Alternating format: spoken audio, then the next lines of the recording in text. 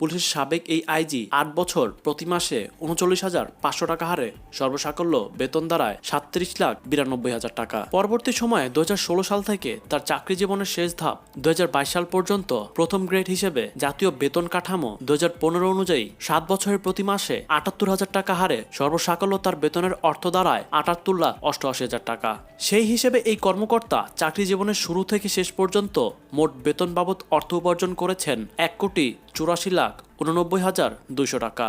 এর সঙ্গে পুলিশের সাবেক এই আইজি বিভিন্ন সময়ে জাতিসংঘ বিভিন্ন মিশনে অংশগ্রহণ করে বৈধ পর্যায়ে অর্জন করেছেন কিছু আর্থিক সুবিধা।